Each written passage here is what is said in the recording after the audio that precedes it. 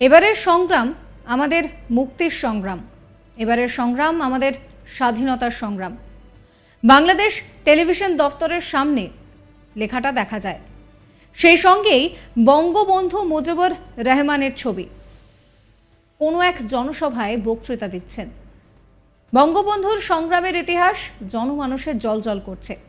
তবে তার মধ্যে বাংলাদেশ জুড়ে নতুন এক সংগ্রাম শুরু হয়েছে। এই বঙ্গবন্ধু তনয়ের নেতৃত্বাধীন সরকারের বিরুদ্ধে পথে নেমেছেন লক্ষ লক্ষ ছাত্র ছাত্রী, সাধারণ মানুষ। অভিযোগ উপেক্ষার, অভিযোগ নির্দিষ্ট একটি শ্রেণীকে সুবিধা পাইয়ে দেওয়ার। কোটা বিরোধী আন্দোলনকারীদের দাবি, মেধাকে গুরুত্ব দেওয়া হচ্ছে না।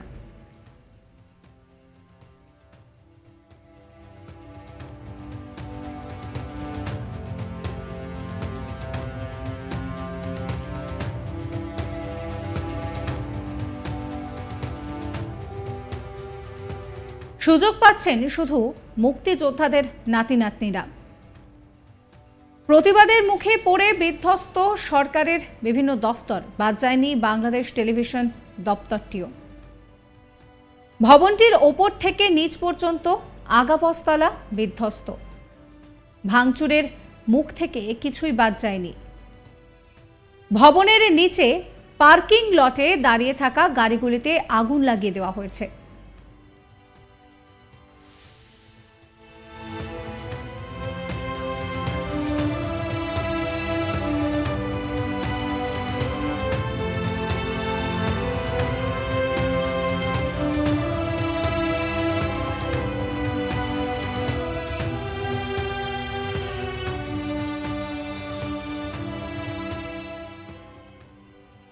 শুধু বাংলাদেশ টেলিভিশন দফতর নয়, গোটা ঢাকা শহরের বিভিন্ন সরকারি দফতরে হামলা চালিয়েছেন আন্দোলনকারীরা। মহাখালী এলাকার সেতু ভবনেও ভাঙচুর চালানো হয়েছে।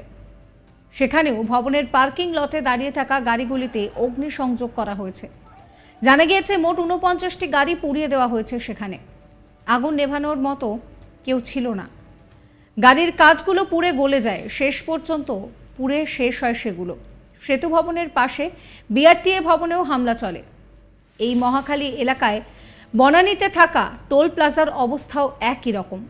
এক কথায় ধ্বংসযজ্ঞে পরিণত হয়েছে গোটা এলাকা। দেখাবো সে ভিডিও।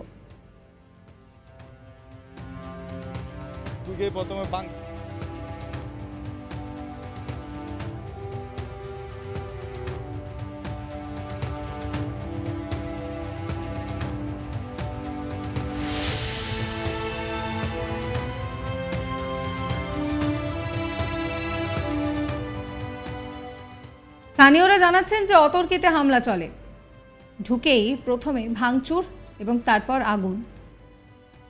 পেট্রোল লাগিয়ে আগুন লাগিয়ে দেওয়া হয়। অনেক ক্ষয়ক্ষতি হয়েছে। স্থানীয় বাসিন্দা তিনি বলছেন যে প্রথমে ভাঙচুর করা হয়, তারপরে আগুন ধরিয়ে দেওয়া হয়। কি বলছেন তিনি শোনাবো। প্রথমে ভাঙচুর, তারপরে আগুন। তিন সাইডটা পুরোটা মনে করেন ভেঙে ফেলেছে। গ্লাস ভেঙে ফেলানোর পরে এরা এই সাইডে মারছে। পরে আমরা যেটি গাড়ি পার্টি একটু সরাইছি, আর বাদ বাকিগুলো সেই ভাই ঢুকেই মনে করেন যে ওই কি পেট্রোল দিয়া আগুন লাগে। অতর্কিত হামলায় আমরা প্রথমে ভিতরে চলে গেছি। তারা প্রথমে ঢুকে নেয়, পরবর্তীতে এসে আমাদের এই সামনের সবগুলা গাড়িতে আগুন ধরিয়ে দেয়। মানুষের ২-৪ জনের মনে করেন যে একজন ৩ তলাতে লাফ দিয়েছে, তার হাত পাও ভেঙে গেছে। একজনের হাত কাটিছে, একজনের পাও কাটিছে, অনেকের ক্ষয়ক্ষতি হয়েছে। আগুন লাগাই দেওয়ার পরে এরা তো দৌড়ায় সব উপরে উঠছে। উপরে ওইটা মনে করেন টিভি নিছে, ল্যাপটপ নিছে, লকার ভাঙ্গা, টাকা পয়সা। তো আসলে এটা তো সারা সঠিক তথ্য দেয় নাই, তো টাকা পয়সাও নিছে। আসলে দেখে ওরকম ছাত্র মনে হয় নাই খুব একটা। মনে হয়েছে যে বাইরে বহিরাগত যারা আছে ওরকম লোক মনে হয়েছে, ছাত্রদেরকে ওরকম মনে হয়। সোশ্যাল মিডিয়া ছেয়ে গিয়েছে জ্বলন্ত সব ভিডিওতে। একটি বিশাল অংশের নেটিজেনরা বাংলাদেশের পরিস্থিতি নিয়ে নিজেদের সোশ্যাল মিডিয়া হ্যান্ডেলে লিখেছেন। তারা জানাচ্ছেন যে ইতিমধ্যেই কয়েকশো প্রাণ গিয়েছে। প্রধানমন্ত্রী হাসিনা পুলিশকে নির্মম বল প্রয়োগের নির্দেশ দিচ্ছেন। তার দলের সাধারণ সম্পাদক কারফিউ অমান্যকারীদের গুলি করে হত্যা করার জন্য সেনাবাহিনীকে নির্দেশ দিয়েছেন। শাসক এখানে একটি মাত্র অভিযোগ করছেন যে সবই বিরোধী দলগুলো করেছে, কিন্তু এখানেই নেটিজেনদের প্রশ্ন যে বাংলাদেশে কি আদৌ কোনো বিরোধী দল আছে? তাদের অভিযোগ, গত 15 বছরে শেখ হাসিনার সরকার বিরোধীদের মুছে ফেলেছেন, দেশকে লুট করেছেন, জনজীবন দুর্বিষহ হয়ে উঠেছে, সাধারণ মানুষের ভোটাধিকার কেড়ে নেওয়া হয়েছে। এইসব অভিযোগের পরে শেখ হাসিনার পদত্যাগের দাবিতে সোশ্যাল মিডিয়া জুড়ে ঝড় উঠেছে।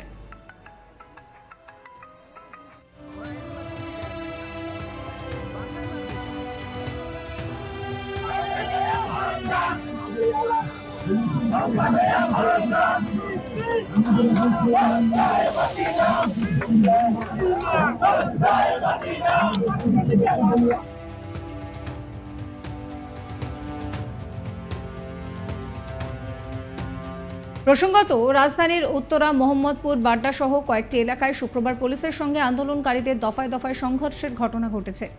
দেশজুড়ে কমপ্লিট শাটডাউন কর্মসূচি চলবে বলে জানিয়েছেন আন্দোলনকারীরা। 2018 সালে সংরক্ষণ নিয়ে শেখ হাসিনার সরকার যে সিদ্ধান্ত নিয়েছিল তা গত 5 জুন অবৈধ ঘোষণা করা হয়েছিল। সেই নির্দেশকে চ্যালেঞ্জ জানিয়ে সুপ্রিম কোর্টের দ্বারস্থ হয়েছিল সরকার।